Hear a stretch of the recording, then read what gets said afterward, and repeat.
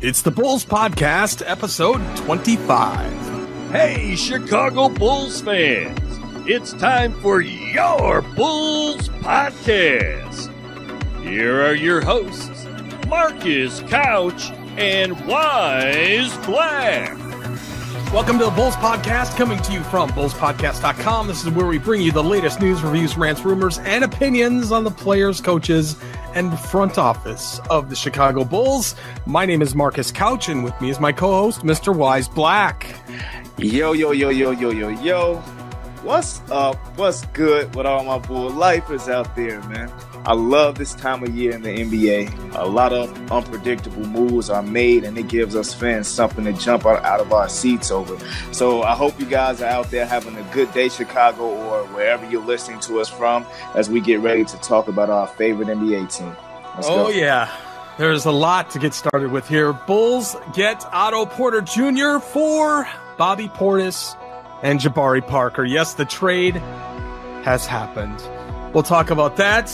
We'll have post-game analysis for the Bulls versus New Orleans Pelicans, latest NBA trade news and rumors, an interesting look at some stats of the Bulls season thus far, and a look ahead to the upcoming games this week.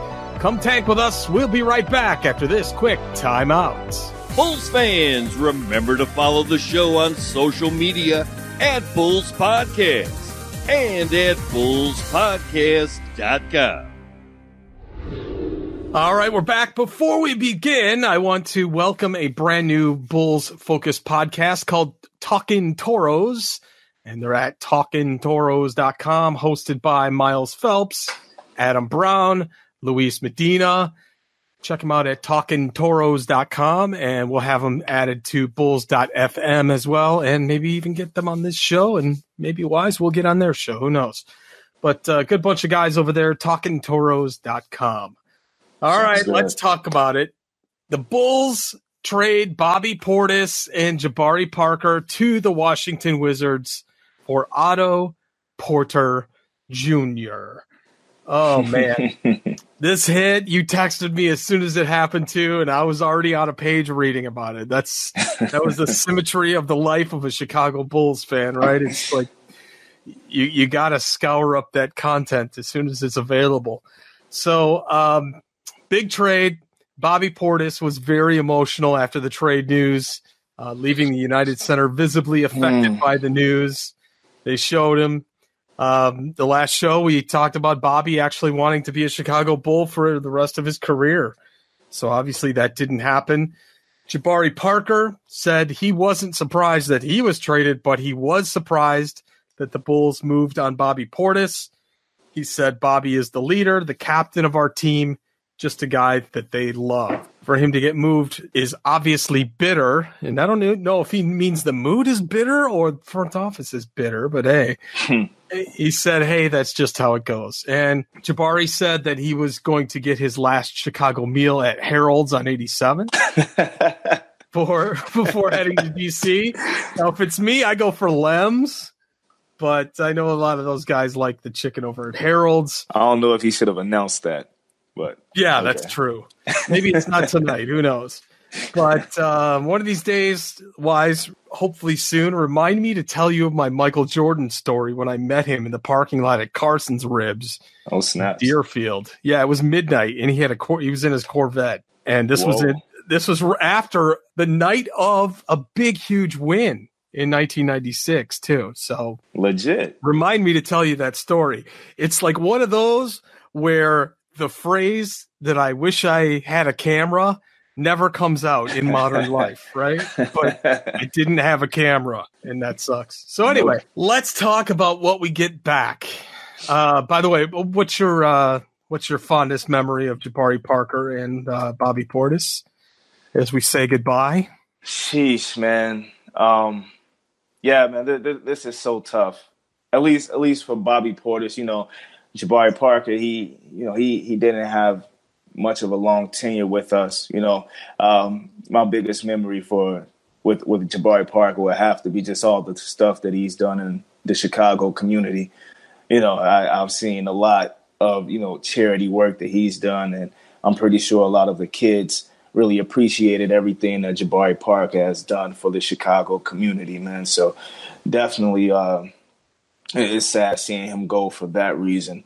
And, Bobby Portis, man, he was just that constant professional for us. And he was that all-in team guy. Like, he played his heart out there on the floor, man. And I guess my most memorable moment of Bobby Portis' Bulls career had to be last year when he nearly dropped 40 points on the 76ers. Yeah, I'm getting 40.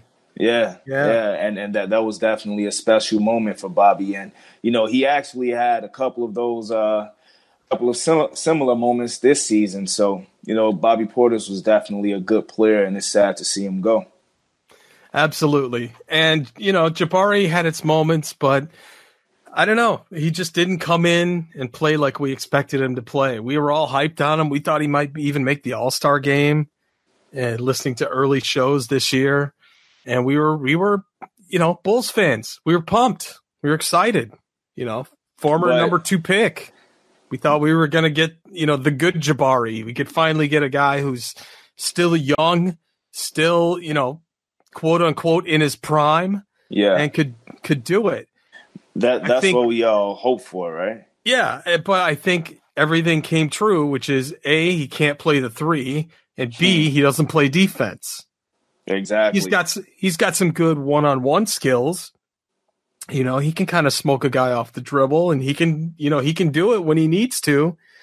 It's just he didn't need to do it often enough, I guess, in that position. The only real time he flourished was when he was a 4. Exactly. And you have to say it was an underwhelming experience. For Jabari Parker individually as a player on this Bulls team, man, it just didn't work out, and I definitely appreciated Jabari Parker as a Chicago native and everything that he did. But I mean, basketball wise, he left some stuff to be expected, Yeah. Okay, so we go to Otto Porter Jr., who is a small forward. He is actually a 3, so now we actually have one besides Hutch. He is 25 years old, 26 25. 25? Mm-hmm. 6'8", 198. He is from St. Louis, Missouri. He went to Georgetown, and he's got 5 years in the NBA, and he was a first-round pick in 2013. This year, he's put up 12.6 points a game, 5.6 rebounds, and 2 assists per game. Not a bad percentage shooter, really. He is 457 field goal percentage this year, just hit 500 last year. And from 3, he's about a 370, 37 percenter. Last year, he was a 44 percenter, so right in that range between 30 and 40, right? Yeah. Assist-wise, he's about 2 a game, so that's not going to set the world on fire. And he's about 6 rebounds a game. That's about what he averages. Not too bad of a pickup, really bad of a salary, and I think he's on for another 2 years. So he's going to be on for this season and next season, and maybe another one after that. I haven't really seen the structure of the deal, right? But it's around $27 million a year. That leaves us with between about $15 to $18 million left in salary cap next year to sign a big free agent. Now, for that reason, that definitely makes you raise an eyebrow, right? Because that is a lot of money to give to a guy who is only averaging around 12 points per game. And don't get me wrong, he's a nice all-around player. That's why I'm not necessarily mad at this deal. But for $100 million, that's a little crazy. It looks like they're just banking on potential here, and this is probably one of, if not the only move that these guys have made that I'm not that mad at, at least in regards to a trade. Now, like I said, Otto Porter hasn't been as productive lately in comparison to previous years, like when he earned that $100 million contract. But he's still a nice piece, that understands the game. He has good overall health. He hasn't been injured pretty much ever. He plays good overall basketball, meaning well-rounded, and he's a legitimate 3, which we're looking for. So, and like giving up Jabari wasn't that much of an issue for me basketball wise, but us just giving up Bobby Portis did make me squint a little. But you got to understand that you can't get something for nothing, and instead of paying Bobby Portis, the Bulls front office opted to spend that money on a starting small forward. And I don't know, Bobby turned it on, and that's probably what got him out of town. Yeah, because they probably were like, no, we ain't gonna, Yeah, to Jabari, you're showing him too much there, Bobby. you're gonna price us out of the market. I mean, Bobby Portis is the reason why Washington did this deal. Truth be told, if it were just Jabari, I don't think that they would have went for it. Boy, they could have put Felicio in the deal too, but come on, man. One could hope. All right, so overall, not too bad. I mean, we still got a little bit of room. We got some dream money left over to maybe bring Derrick Rose back. That's my dream money. You know what? Also, though, I want to mention that I was on the text with my guy Swaggy Bryce from YouTube, and he expressed how he felt this move was going backwards, taking the franchise backwards because of Otto's large contract and the fact that his numbers don't blow you away in comparison to that contract. Very, very true points made. But given the position that the Bulls are in right now, with no one seemingly having any interest in coming here unless they're from here, like, Dwayne Wade and Jabari Parker, where, what else can they do besides take on bad contracts for potentially good players or picks? And, he also said that he would rather have Bobby, but I think Otto is better for us overall as a team, with his two-way ability and the fact that he addresses the hole at the three that we have. Is playing in front of the hometown crowd as cracked up as everybody makes it out to be? Wouldn't it be kind of a pain? I don't know. If your whole family's from Chicago and you're playing at Chicago, man, everybody, all your friends, all your high school people asking for tickets all the time. It's a childhood dream thing. It's a childhood dream thing. Every kid wants to dream. I guess, but even knowing Garpax, it's like, oh, right, man, I maybe want to close my career out there. Who knows? But all right, we had some other Chicago Bulls trade news since our last show. We have traded a protected second-round pick of the 2020 NBA draft to the Oklahoma City Thunder for guard/forward Timothé Luwawu Cabarro. Yeah. That's what they say, Timothé. In the pronunciation, the official pronunciation. For real? I thought it was just Timothy. No, it's not. Timothé. Okay. So nobody wants to say that, so he's now known as just TLC. That's it. That's easy. I like that. From this day forward, TLC. And he is 6'6", 210 pounds. He is in his third season in the NBA. He appeared in 21 contests, 22 now because he actually checked into this game, and averages 1.7 points and 1 rebound in 6 minutes a game.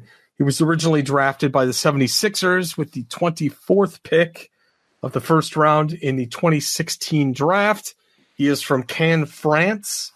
And he's played in 142 regular season games with 27 starts with the Thunder and the 76ers.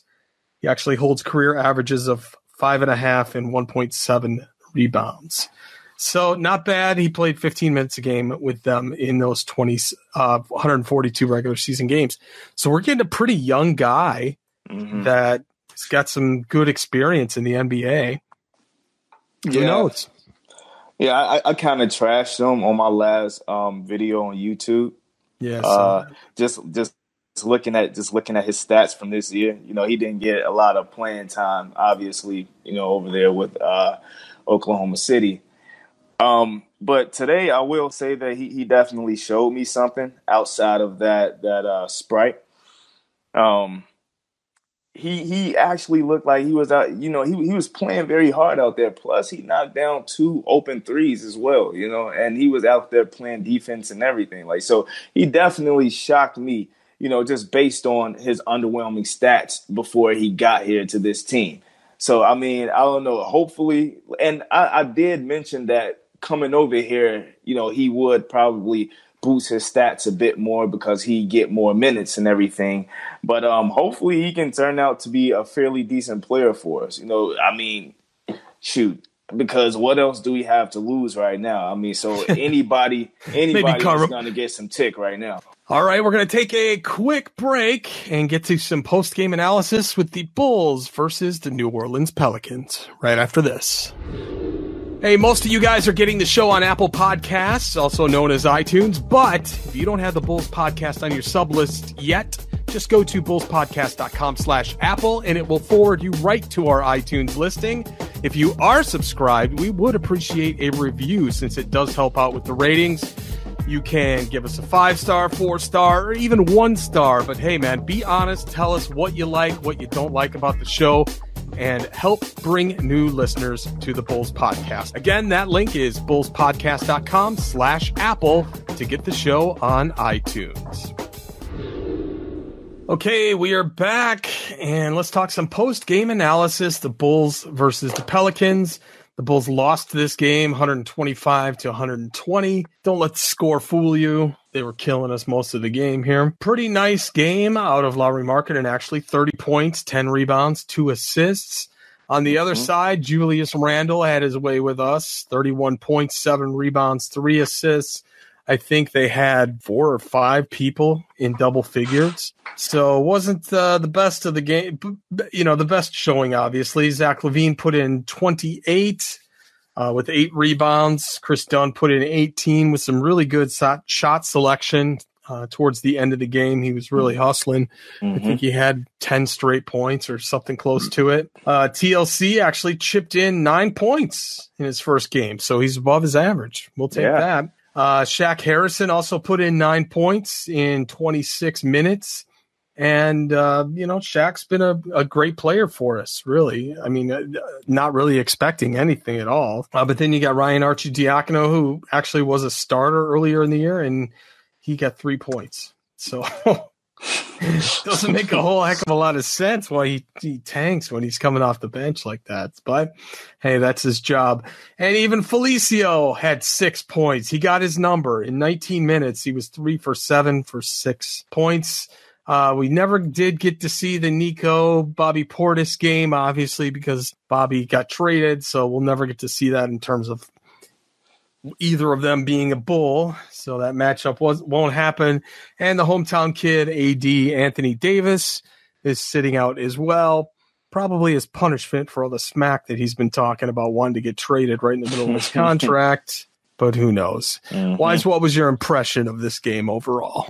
I guess this was just another case of the Bulls coming out hot but flaming out too soon, because they're not a well-rounded team, if you ask me. They shot the ball exceptionally well in the first, but sucked on the defensive and rebounding end, so it didn't matter that they shot better from the field than New Orleans because they gave up one too many open buckets and second chance points. Julius Randle had his way down there with those boys on the boards, and Drew didn't shoot great, but he turned it on late. And it's just crazy because 2 of New Orleans' key guys were out in AD and Mirotic, and the Bulls still couldn't take advantage. Now, don't get me wrong, the Bulls did battle with them in this game, but when you're playing catch-up because of too many mistakes early in the game, it's that much harder to pull out a W, especially when you have a team of mostly young guys. Yeah, I agree, and I think actually if you were watching on television in the third quarter, Stacey King is getting on Felicio for not doing his job, not hustling back to get on defense. And Stacey really came down on him, did the replay and everything else. I didn't even catch that. I'm thinking to myself, Stacey, what the hell are you talking about? Felicio is the new tank commander. He is doing his job. What are you saying, Stacey? Oh, man. I mean, first off, Stacey, you know better, man. You know better than to tell Felicio what his job is. He is the Brazilian marshmallow, man. He is there to soak up $8 million in payroll to make sure that we don't get a great free agent. Oh, and man. He's there to make sure that we lose games so that we stay in contention to draft Ja Morant.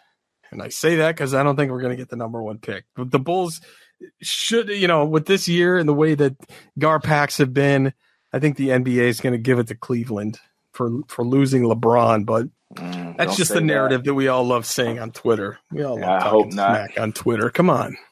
We love it. All right, man. We're going to take a quick break, and we will be back right after this. All right, a trade frenzy, Wyse, has hit the NBA.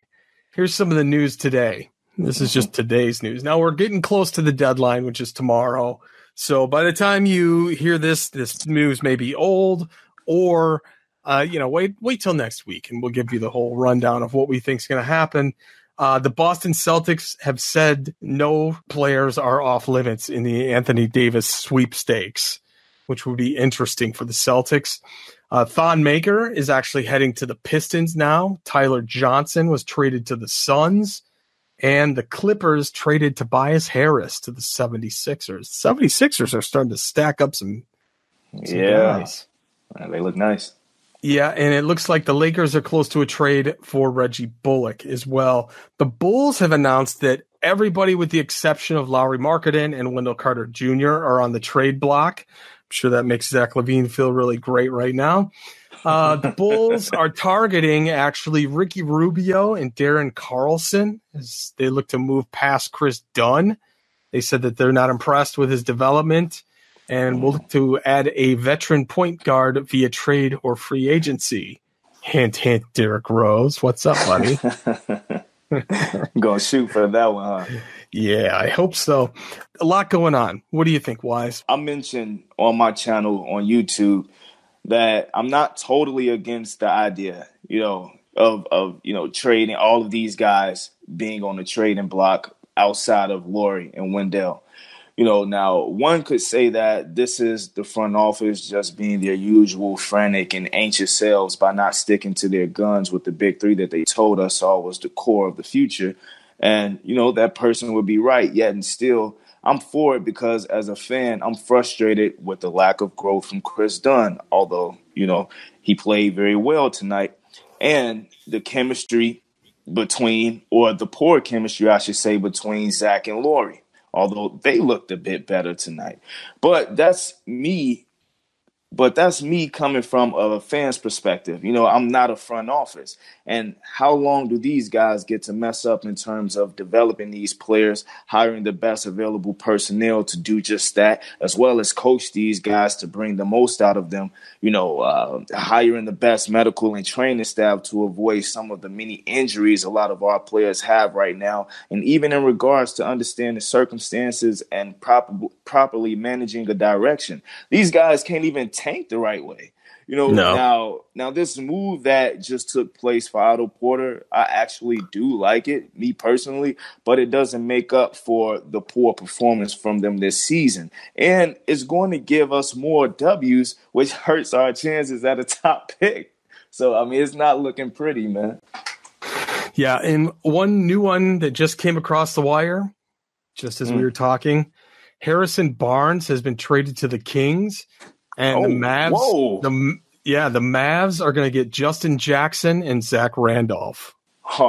Justin Jackson, huh? Not bad. But that was a nice move by Sacramento. Very nice. Yeah. So that's pretty interesting stuff. And all this trade stuff. I was going to ask you, what do you feel about this Clippers and 76ers trade? That was a nice one to me.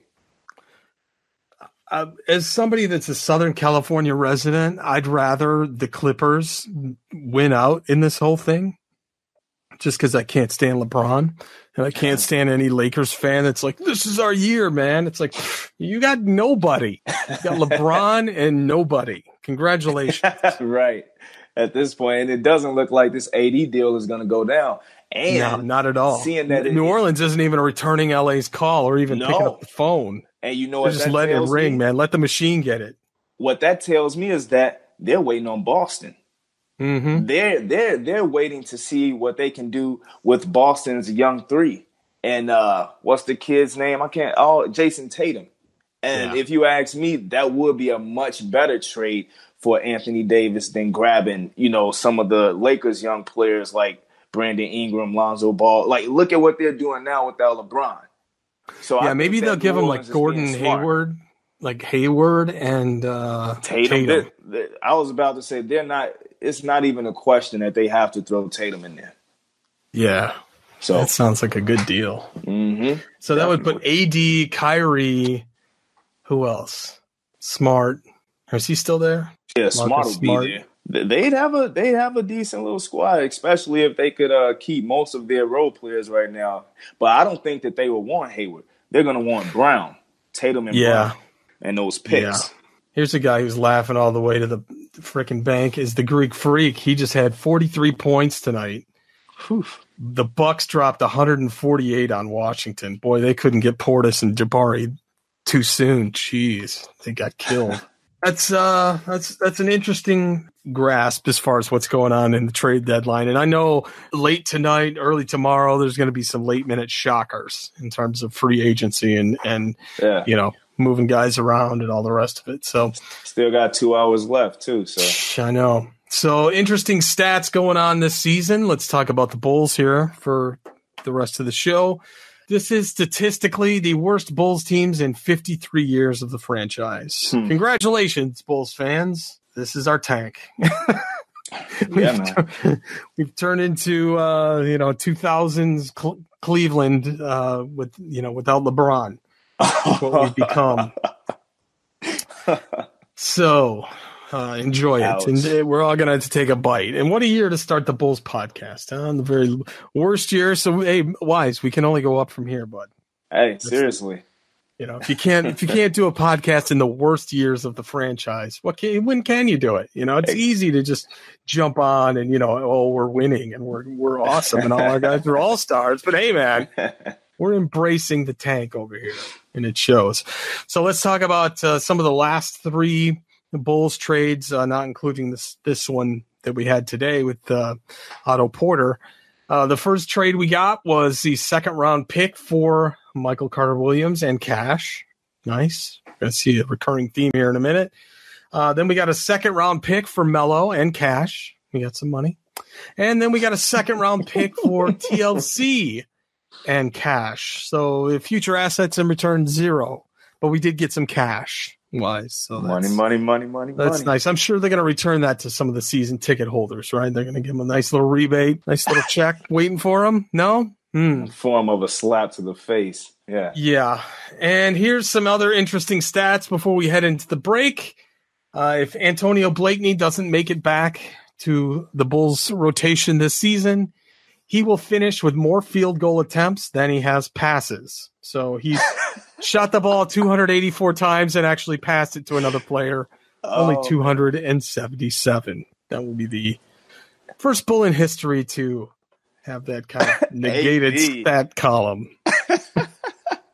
Yo, these stats are freaking hilarious, man. I don't know where you come up with this stuff, but what can you say other than what everyone in Bulls Nation already understands? The front office is as mediocre as it gets. The number one focus is revenue. Their own behind second. Then I guess the franchise.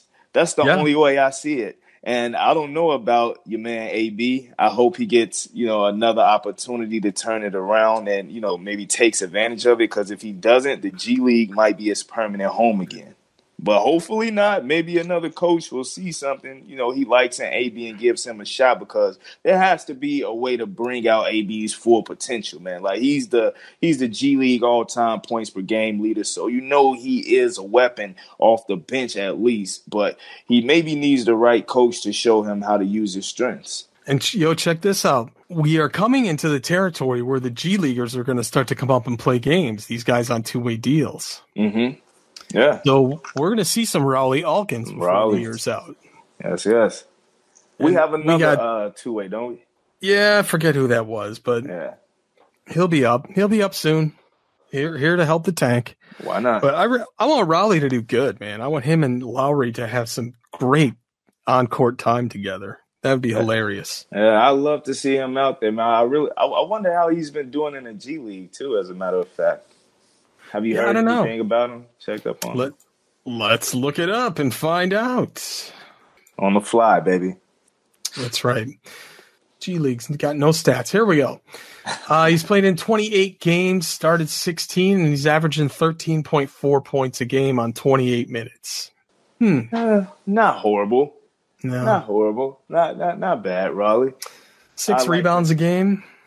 6 rebounds a game. What else? What's his steals looking like? Steals 1 a game, 0.6 blocks, 3 turnovers a game too. Oof. That's why he hasn't been called up yet. Yeah, he's not ready yet. We got to wait till the tank is firmly in the driveway, and then we'll hand the keys to Raleigh to drive it home, right? Hopefully. Hey, not before Felicio.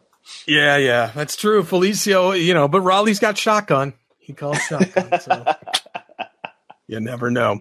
All right, folks, we're going to take a quick break, and we will be right back to talk about upcoming games for the week and our predictions. Hey, everybody, remember, we are a new show, and we do need your support in social media. We made it really simple to find us with some special redirect links. You can find us at Bulls Podcast on Twitter, on YouTube, on Instagram, and go to bullspodcast.com/Facebook to get tied into our Facebook group. And if you'd like to subscribe to the show, we are on Apple Podcasts at bullspodcast.com/Apple, on Stitcher, bullspodcast.com/Stitcher, and on Spotify at bullspodcast.com/Spotify. All right, we're back. We got 4 games from now until the next podcast. Going to be some interesting ones. First, we got Friday, February 8th, the Bulls at Brooklyn Nets. And the last Brooklyn game was actually pretty entertaining. So hopefully this one's the same. Then we've got a very, very interesting game coming up Saturday. The Bulls in Washington to play, again, Otto Porter Jr. maybe making his debut. And Portis and Parker will probably play for Washington. So it's the game of who's going to get more pissed. That's where Portis gets his 40. I was going to say, I'm going to bet on Bobby. Yeah. Crazy Eyes is going to be so pissed. All right. Monday, February 11th, we're going to take on those red-hot Milwaukee Bucks. In Milwaukee, we are going to get crushed. You think? Killed. And then Wednesday, next week, Bulls versus Memphis. I wonder if they're going to have Gasol. But this is the playing return of Joakim Noah against the Bulls. Should be interesting. I hope he gets some tick, man. Predictions, right? Brooklyn Nets, L. Let's chalk I agree. it up. That's going to be L. Yep. Washington. Now, this one, as you mentioned, is going to be very, very, very, very interesting. I can't wait to watch this one. Because Bobby Portis, I think he's going to be on. I think he's going to go crazy. John Wall's out. John Wall's not playing this year. Right. But I still think with Jabari Parker and Bobby Portis over there, I want to see their starting lineup too now. Because I don't necessarily know who all they have in their starting lineup. So this one I don't necessarily know because there's going to be a lot of emotions in this game. And I really think that Bobby Portis is going to go off. But at the same time, Otto Porter, he might have something to say about. We'll have to wait and see on this game. The Milwaukee Bucks, let's not even go there. Let's not even talk about that. No. And Memphis, I think they're going to beat us too. Especially if they still have their guys over there in Gasol and Conley. That's Jackson true. One of those guys might be gone. Yeah, true enough. And I mean, if something like that happens, then you never know. Like we probably could wind up beating them, just because when teams are all in the media and going through all of this trade talks and all of that, a lot of players' minds aren't on basketball. So it is tough to play during this time of the year. I say that the Bulls are going to go probably 1-3. Really? 1-3? Mm-hmm. 3 tank points for you. Okay. I got it. I think we're going to lose all of them, actually. So I think that I say 4 losses. Between Memphis and Washington, I don't know. See, but if there's any game where Otto Porter's going to just go off, it's going to be Memphis. Really? You think Otto's going to go off at Memphis? Why? Who does Memphis have at the 3? They have their rookie guy, the one, the what's his name? The guy that we thought that we had at first, that we traded for at first, but it was the other one. Yeah. I forget his name, but it's the better one. It's the younger guy at the 3. I forget. Yeah.